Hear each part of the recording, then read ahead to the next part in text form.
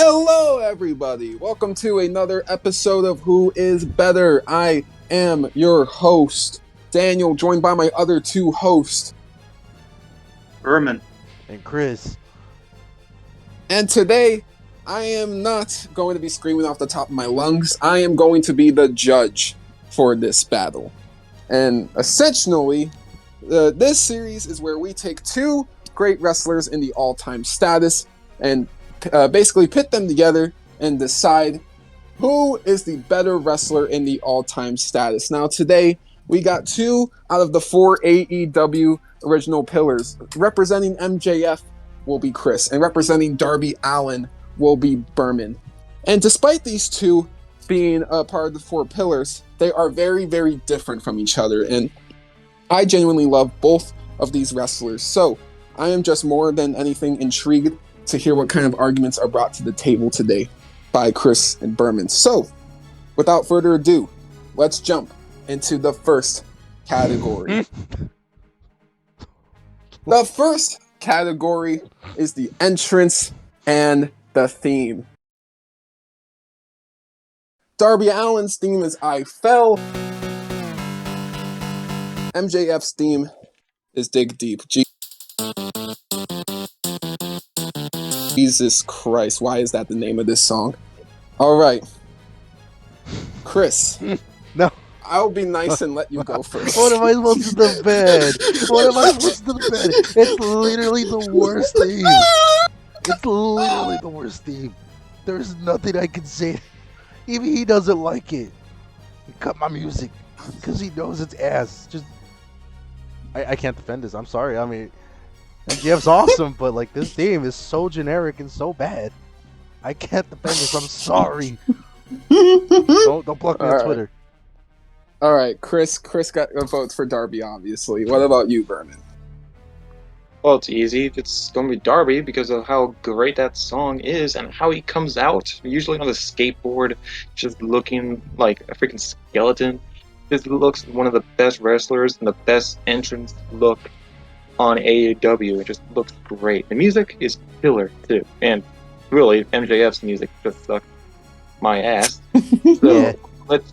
it's Darby always wins. So let's head off to the second topic. Well, yeah. Before, hold up, I'll actually vote real quick. But What's it's all there to good. vote? So, What's there to vote? It's so obvious. no, because there's one thing I was about to say, right? Yeah. So when MJF, oh my goodness, this goes to Darby Allin.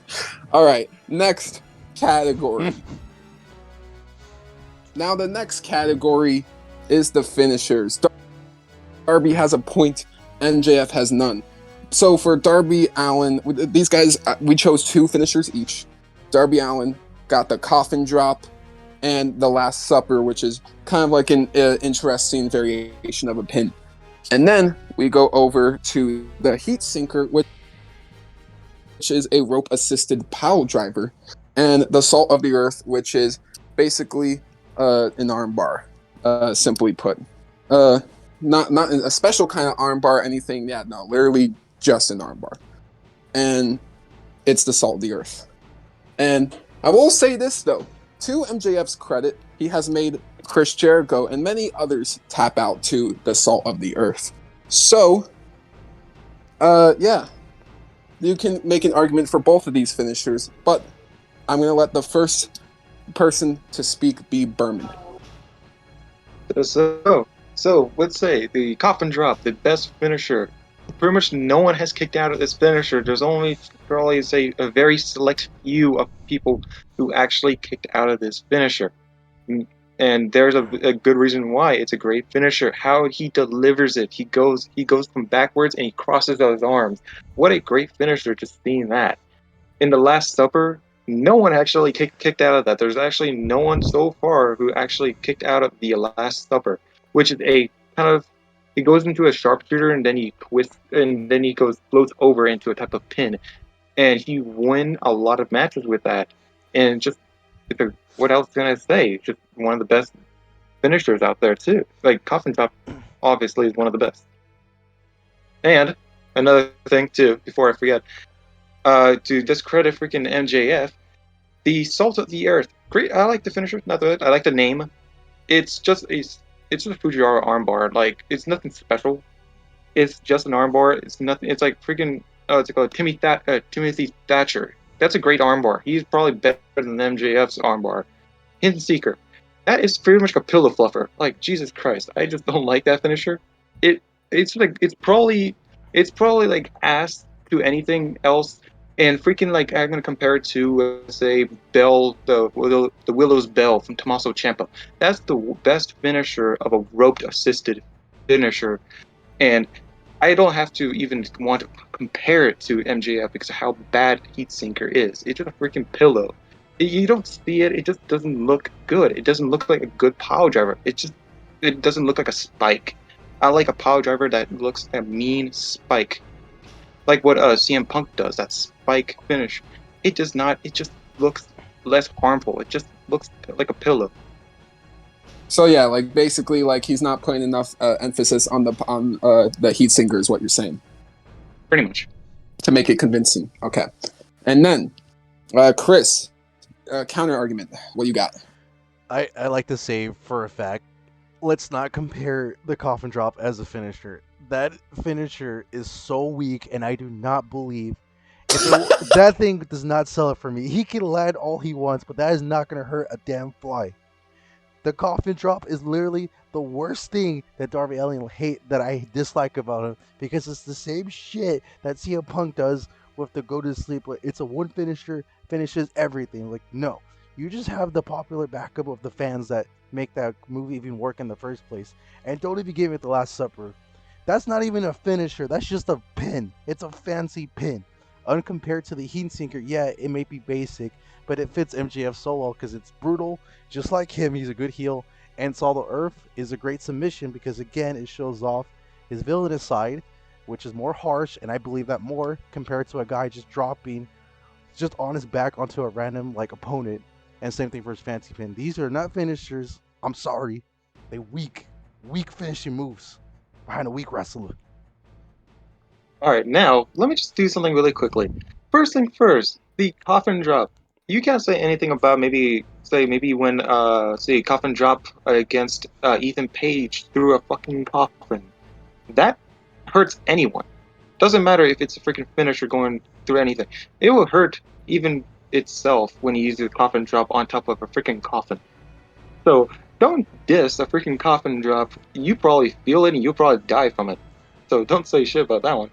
The Last Supper, yes, it is a fancy pin, but big thing is no one has kicked out of that finish. No one has kicked out of that submission. That submission, but a pin combination. No one has. It's like Zack Sabre Jr.'s type of pin combination, the Euro clutch.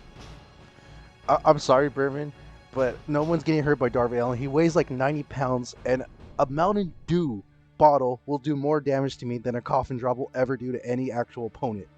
And the Last Supper is not a finisher; it's just a pin. I'm sorry, dude. This will hurt more people than that coffin drop. I'm sorry. If he has a skateboard on top of him, it will hurt like hell. Yeah, but he has to use an object to even make that move even like a finisher. Like you said, so there has to be something in order for me to believe it. It's a standard thing. I'm not buying it unless it's like a special match. I'll compare Coffin Drop to a 5-star Frog Splash, in my opinion. Like when RVD hits it, it hurts himself when he does that thing, and it is a great Frog Splash.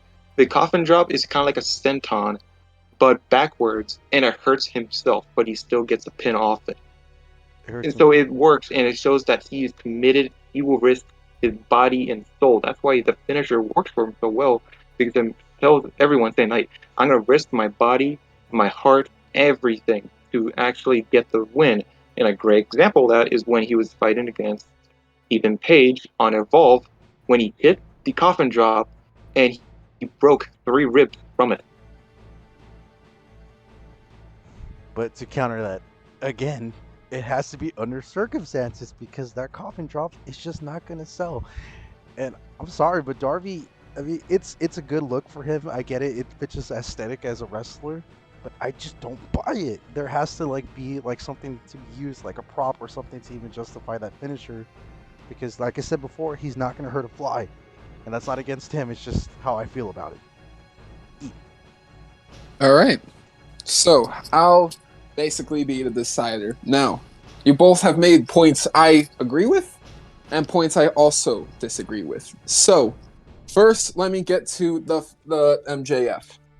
Yes, while I kind of like the originality behind the heat sinker, the rope assisted pile driver. Here's the major issue about it. MJF just does not hit a convincing pile driver. And like you said, it looks brutal, Chris, but it really just doesn't. Compared to the And guy who's dropping on then his we back. go. Hey! I'm gonna get Fine, to him too. fine, I'm gonna get to him too. I'm fine, I'm just saying what I have to say about MJF. fine. And then as for the and then as for the salt of the earth, yeah, I can pretty much say that is only an armbar, and that should not really be a finisher, but it's okay. Now, on to Darby Allin.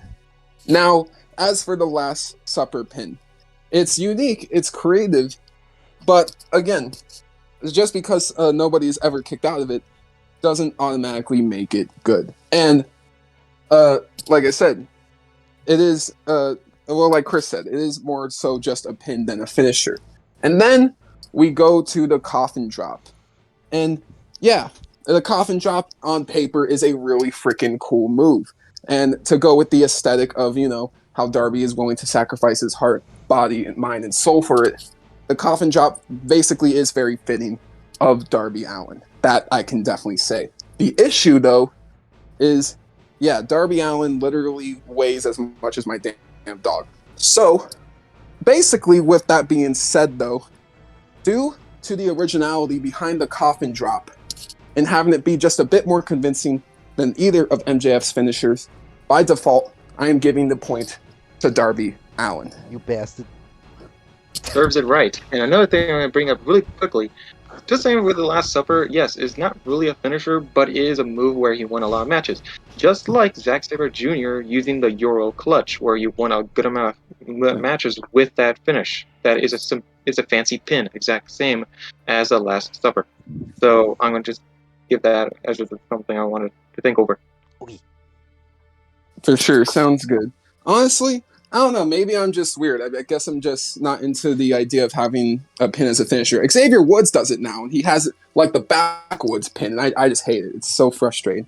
But anyways, moving on. On to the next category. Now, the next category is the overall moveset. These two have completely different movesets. But since I let Berman speak first last time, I'm going to switch things up and let Chris take the floor. Does MJF or Darby Allin have the overall better moveset? I will give Darby Allin a point for the creativity. Like we said before, MJF may not be the most original dude in the world, but again, if it's his character, he doesn't need to go all out. It was originality. He's a villain, and he just needs to get what's done. He cheats in his matches, and it fits well for him, and his moves are maybe basic, but it gets to the point. He doesn't Honestly, need I to think sell a it. low blow should be MJF's finisher at this time. It's a low blow, but I will hate that coffin drop no matter what. But I'm gonna The diamond. plus the guy's diamond ring too. But overall, MJF Yeah, is basic. honestly, the Diamond Rings is real finisher. The Diamond Rings is real finish. But overall, if we're talking facts here, like I believe MJF more, doing more damage than Darby Allin will ever do in any match, unless it's like a guy his size. Let's stop the cap. All right, your turn, Bourbon. Well, you are completely wrong. What the hell you think about when he caught freaking Darby Allin comes out of the freaking ropes and cannonballs on everyone? Just looks like a freaking bowling ball against every bowling pin. It just looks brutal, and it just freaking like a freaking headbutts. Freaking, I would say, yeah, pretty much a cannonball. I would say going straight through everyone. It's pretty much like a die-hard moveset. You will die with his moveset, but you will try winning with his move too. Everything he does is fast and quick. He has probably one of the best code reds and one of the fastest code reds you would ever see someone do. He has a cool backward stunner that he does that I like going for. He has a lot of great movesets that is fits his style, and that is fast paced. He has this type of fast character. He likes trying to trick your opponents, trying to hit your opponent hard with his whole entire body. And that's why this whole moveset overall fits him, because he pretty much sacrifices everything, just like the coffin drop. He sacrifices everything into his whole entire moveset to get himself hurt, but to win the match eventually. Eventually, though, and that's not always true. Half of his matches, from what I've seen, he loses all the time, no matter how much time and speed he puts into it, because it's not strong enough, and he always needs Well, to that's bad rely. That's a That's stupid. bad booking. No, That's just bad booking. no, nah. That's just bad booking from everyone from It, AEW. it may be They bad need to get some booking, more. and I'll give you that. But It the is only bad time, booking. the only time I feel like Darby's at his best when it comes to these extreme matches, which it suits him perfectly, but his movesets are just not selling it for me. Like, yes, like you said, he's fast and quick, but he's not gonna hurt anybody with those, and he has to do it multiple times just to even do anything. Compared to MJF, he can just do the basics and the job gets done. Whether it's like Well, clean or true, cheating. yes, but he cheats from it. Yeah, But he does cheat from it, and that's something that kind of it doesn't accept anything. But still, it is a moveset. Yes, he does cheat. He is a heel. That's the only thing he has been doing. But with everything else, Darby Allin will hurt someone even if he doesn't have the muscle weight, the freaking power, or the looks of MJF, you say. He Yes. will just hurt someone with just his whole entire body, just hurt someone. You can probably crush some ribs, probably hit someone in the head with something. He just goes balls to the wall, I say.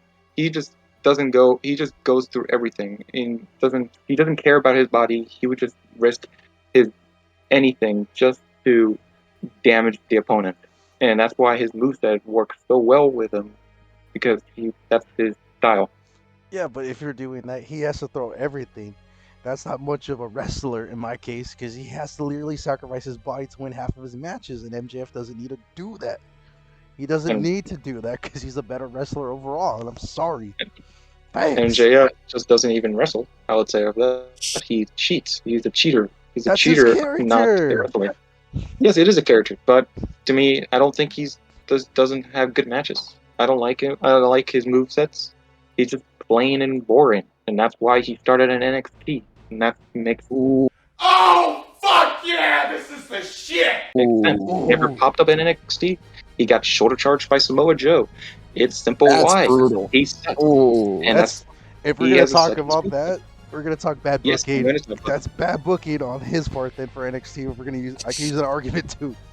oh screw- God, no, Because no. screw He Vince was a McMahon. security guard back then. No, that's not the same. That's not even Yeah, fair. he was never a freaking wrestler. So why are you even bringing that up then?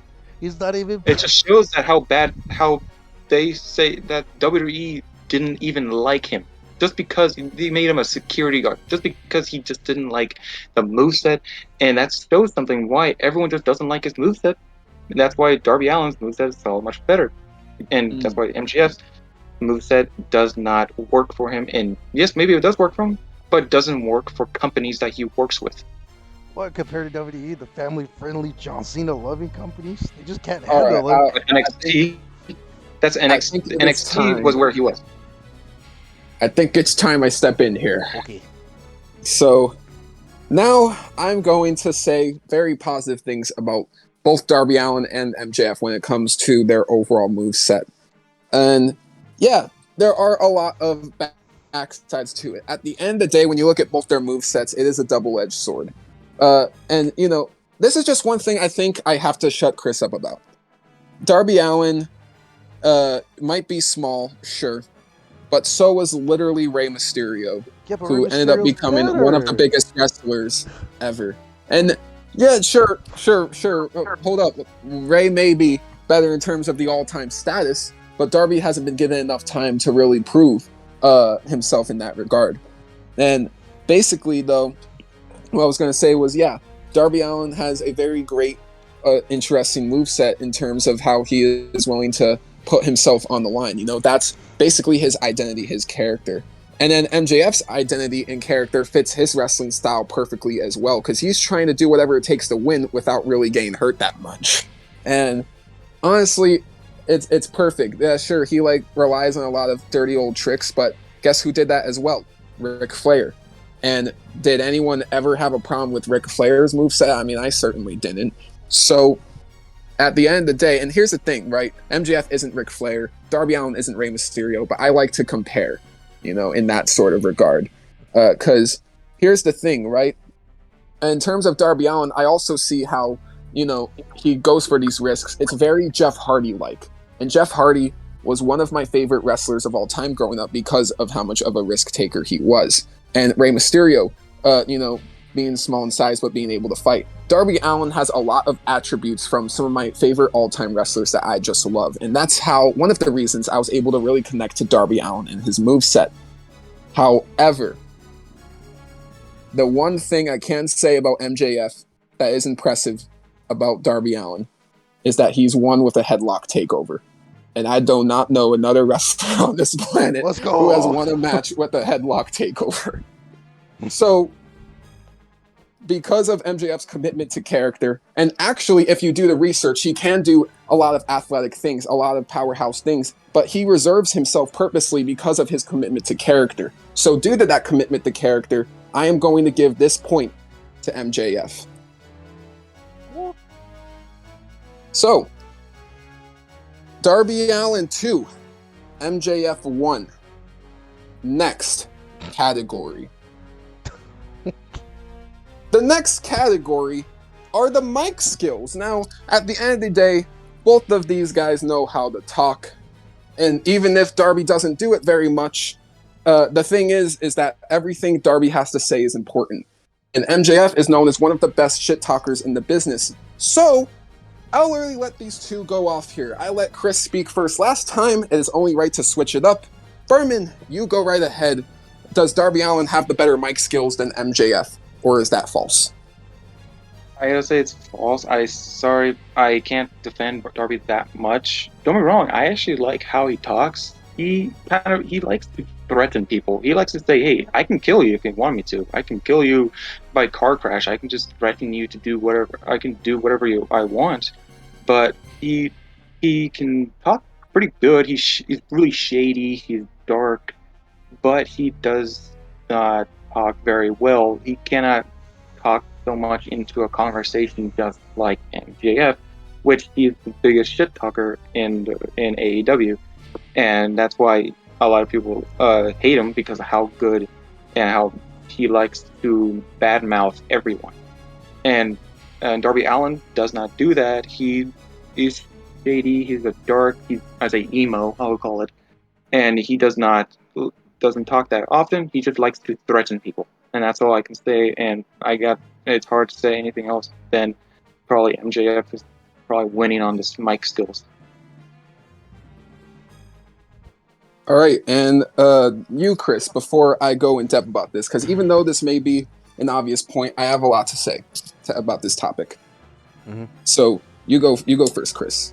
I would like to do an impersonation of Darby Allin on the mic, if that's okay. Oh no! All right, don't go for it.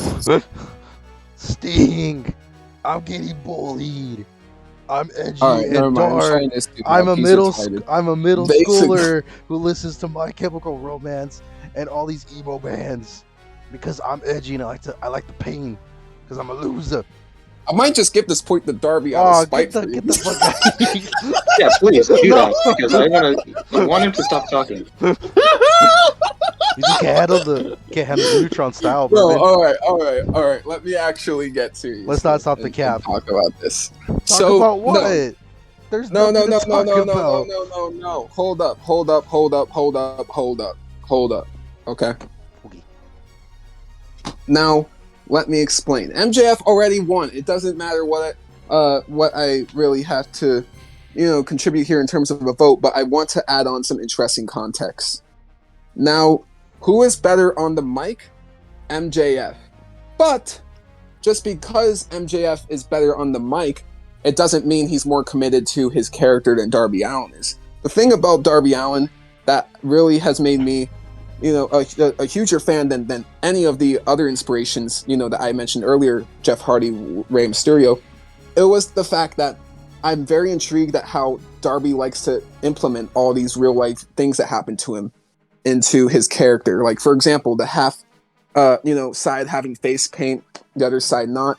Basically, what it all references to is when he was 5 years old, he got into a car crash with his uncle, and his uncle was his favorite person. And basically, when he says the phrase, "I feel like I'm half dead," you kind of understand from that perspective. He's like kind of emotionally damaged, and I get that to me, but emotionally damaged in that sort of aspect. And him implementing all the little things like skating through the stage when it was the pandemic, or skating during his entrance. Simply put, Darby Allin, a part of Darby Allin is who he really is, and that's what I really admire about Darby Allin. He is a real individual at the end of the day. But then we go over to MJF, and man, MJF feels so refreshing in a world that only cares about spots and fast kickouts and all this other crazy shit that personally I'm just not a fan of. Like, I am gonna tell you the truth, I am a sucker for old school wrestling. Sure, I like what wrestling is today, but it will never compare to the 90s and the 2000s. That's just the bottom line truth. So when I say that, MJF throws me back to those times. He has commitment to his character, so much even that he'll literally be at meet and greets and stay in character in the same suits, doing everything the exact same. There are not many people that committed to wrestling like MJF in terms of mic skills. So overall, they both implement, some of their real life situations to their character, but overall, they're really good at, showcasing this exterior of these characters. So that's all I really wanted to say. I don't think either of them are bad on the mic, and they are both very committed individuals. But yeah, clearly this goes to MJF. Next category. Now, the next category, who's the better face? Who is the hero that we need in the middle of the night? So, Chris, I'm going to put you on the spotlight here. MJF is a lovely face. Why isn't he? I like to say one thing. It's pretty obvious who's going to win this category, but MJF's a good singer.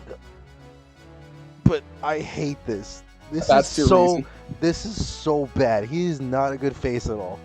I'm giving it to Darby Allin. I'm sorry. That whole stupid thing of the Broadway show of him and Chris Jericho, and he was not. That wasn't him as a face. That wasn't even a face.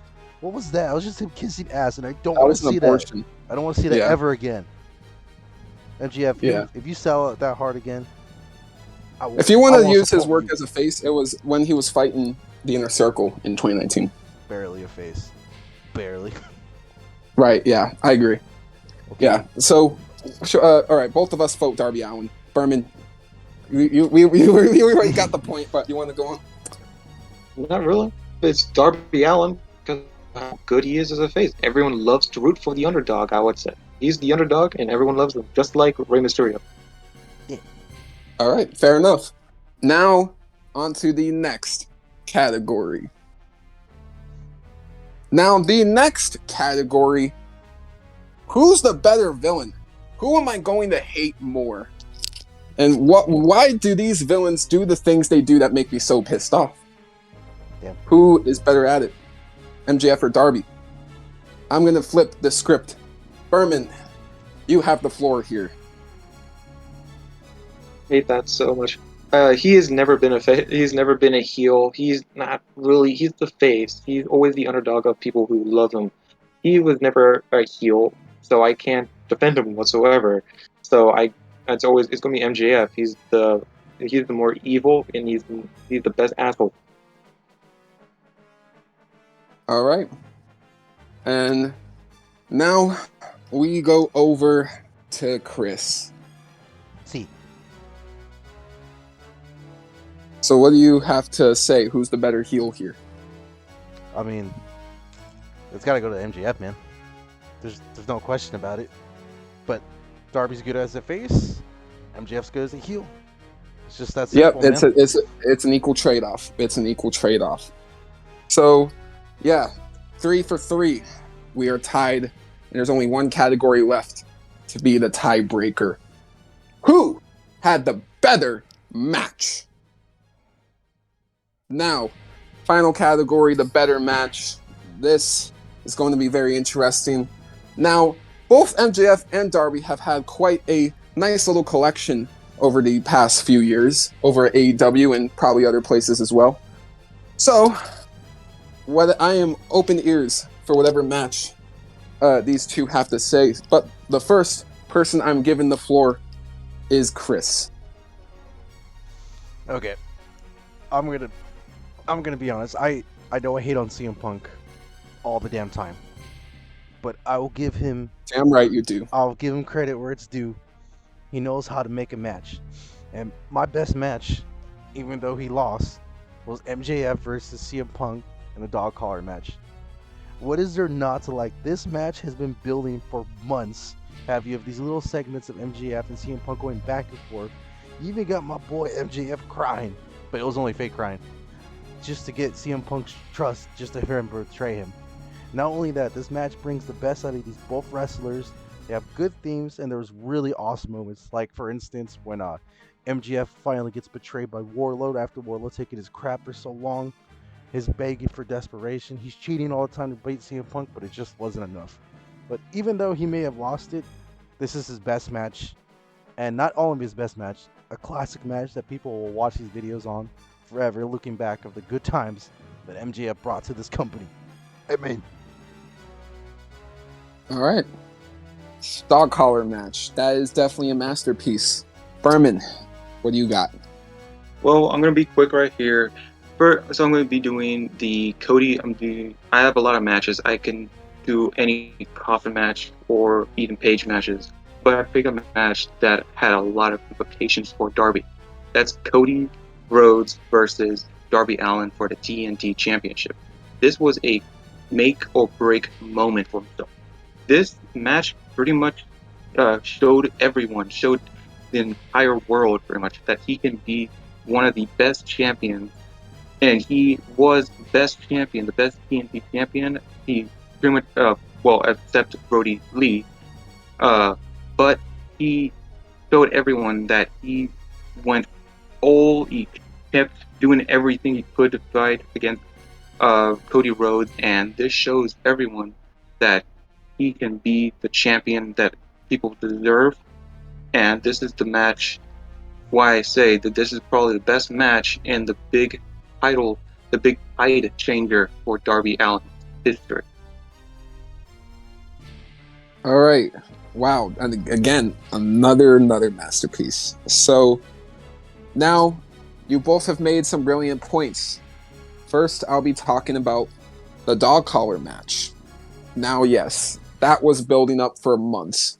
Whether you look at that masterpiece of a Thanksgiving promo the two put on, or like the overall beating MJF gave Punk before the pay-per-view, that just motivated Punk even more into the match. There's a ton of stuff going into the match that was really going to make this match pop off, and all these two simply had to do was deliver the goods, and that's what they did. And honestly, are there any super fancy spots in this match? Probably not, but again, I am a sucker for old school psychology, and it was written all over this match. MJF being the absolute, indecisive weasel that he is, throughout the match, kept on trying to take the cheap way out against the veteran, and he basically knew he had an ass whooping, coming to him, but he was just in denial about that for so long. And at the end of the day, the satisfaction of CM Punk finally shutting MJF up was great, and it made for a masterpiece of a match, and quite honestly, the best thing I've seen all year. That is actually my match of the year so far. But then we go over to Darby Allin versus Cody Rhodes, and Berman is definitely right about one thing. This was a make or break match for Darby Allin. It was around this time, right, where the two already had 3 matches, and Darby hasn't won a single one of them. Their first match was a draw. Cody won the second match, and Cody won the third match as well. And the sad part was Darby almost had him on the third attempt. Simply, the story was there, right, where every single match Darby would get a little bit closer, but still wouldn't get the job done. So this was match number 4. And Cody, at this point, it's hard to describe where Cody's character was. It was definitely before the horrible 2021 he was about to have, but you could tell that lukewarm reaction to Cody was kind of slowly starting to settle. So Cody kind of needed to put someone over too at the same time. And really, there was no better person to do that than Darby Allin. So at the end of the day, that led to the ultimate satisfaction of Darby Allin finally getting his redemption, getting that win that, you know, he's been salivating for so long. And it's definitely his biggest match to date, I could say. And yeah, it's both matches are incredible, and I do not want to discount any of these matches. And this is actually a very hard choice, come to think of it, because they both serve their purpose. They both get the job done, and they both send the viewer home very, very bloody happy. So, with all of that being said, though, the match I am going to choose is the dog collar match. Therefore, the better wrestler in the all-time status is MJF. At the end of the day, Darby Allin is quite a unique individual, and he has a lot of gifts to bring to the wrestling world, and I hope he continues to give them. And as for MJF, MJF has been, quite honestly, one of the best heels in the past decade, and we need more MJFs in this industry. So at the end of the day, both of these younger individuals bring a lot of flavor and a lot to the table for the modern wrestling world that the modern wrestling world can learn from and genuinely needs. So, at the end of the day, I'm just going to appreciate how great both of these wrestlers are. Thank you all so much for watching this video. I've been Daniel. I've been Berman. I've been Chris.